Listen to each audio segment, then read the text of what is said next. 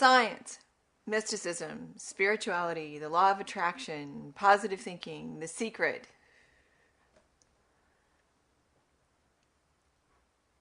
Everyone thinks that those are all separate things. They all capture our attention. The whole idea of metaphysics and new thought is thousands and thousands of years old. I don't know how it came to be termed new thought. But it still all boils down to you can't separate science from mysticism, from spirituality, from the law of attraction, from the laws of the universe and the way things work. You just can't separate them. They're a whole. And that's what we've done, and that's why we're in such the mucky mess that we are. Because when you separate anything, any part from the whole, and try to examine that one part, and decide that you know about all the others, I mean, does that make any sense to you at all? And that's, if you look at the results that are around, those are the results you've gotten if you had tried that avenue of doing it. For some reason, science in the last, 100 years or slightly over has become this elevated, absolute resource. If it can be proven scientifically, then it's real and then it's valid and nothing else is. And my gosh, even there's some sort of kind of validity in that. But if you look at science, look at what science has discovered, and they stand and they say, we have discovered this. And then 20 years somebody comes and proves that that's not true. Or even in the midst of it, medicine, modern Western medicine is based on science. And science, the whole foundation of it is that you're supposed to be able to, you have a theory about the way something works. So you set about in very definable, you can write it down, you can record it, conditions to test this theory. And you test it until you've proven it or demonstrated it. Then your science experiment there, someone else, or preferably lots of someone else's, need to take your little instruction manual, everything that you've recorded, and go perform your experiment themselves and have it turn out the same way that you did. And if that happens, and ideally that happens often, then it's proven. But, as we'll explore, that doesn't really mean anything, because Schrodinger's cat was the experiment that demonstrated, turned science on its ear, the ones that were the scientists in the scientific community that was open to being present and open to being aware of what science was doing around them rather than what they learned in school, being in the real world of hands-in, hands-on science.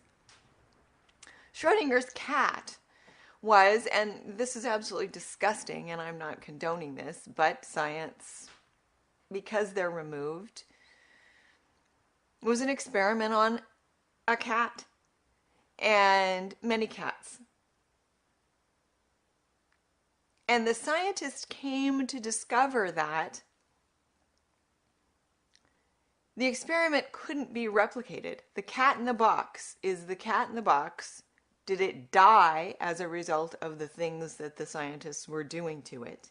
Which it should have, because that's what they were doing to it. But the cat didn't always die. So, in trying to discover why the experiment wasn't replicable, what they did discover, which is quantum physics and spirituality and the law of attraction and the laws of the universe and the way it works, quantum physics, law of attraction, law of magnetics, law of harmonizing frequencies. Basic bottom line is the cat was alive or dead based on the expectation of the scientists performing the experiment. And that was a serious wow discovery. But you know, if you get to the bottom line of it, it pretty much says it's done to you as you believe. And that's the basic law of the universe. It's done to you as you believe.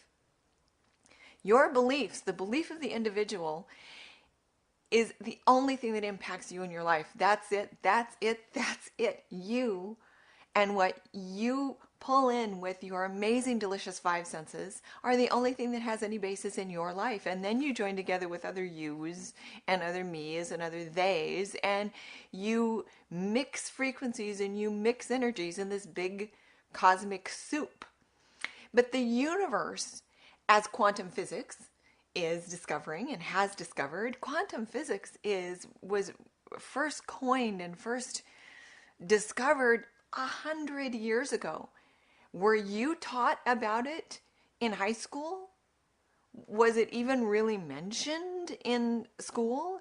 Do you even know particularly about quantum physics right now? This isn't a new science, but it knocks the standard Newtonian science on its ear, because the rules that we thought we lived in Newtonian science that was discovered in the 1500s, a bit of time ago, a bit of,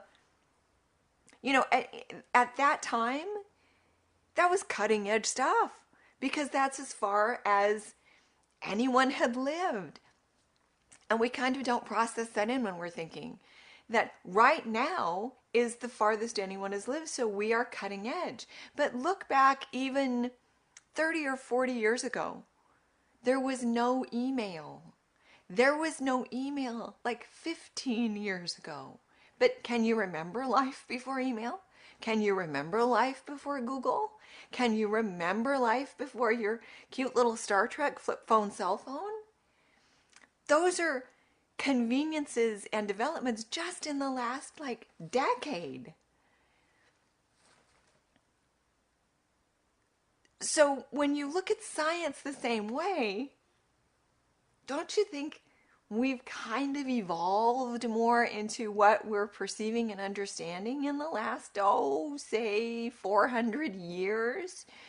And that's what quantum physics has done. Quantum physics goes down and has proven that the smallest unit we can find is constantly fluctuating. It's constantly vanishing from us being able to see it. And it goes through stages of being vanished, liquid, solid, gas. And all of these little tiny units have their own intelligence, and they come together to form every single thing. They come together to form the planet that vanished and imploded in the galaxy so many hundreds of light years ago that we can still perceive it now.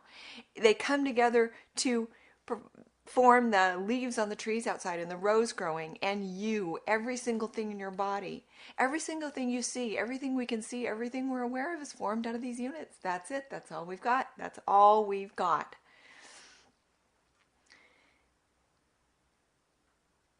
So science is able to prove that now.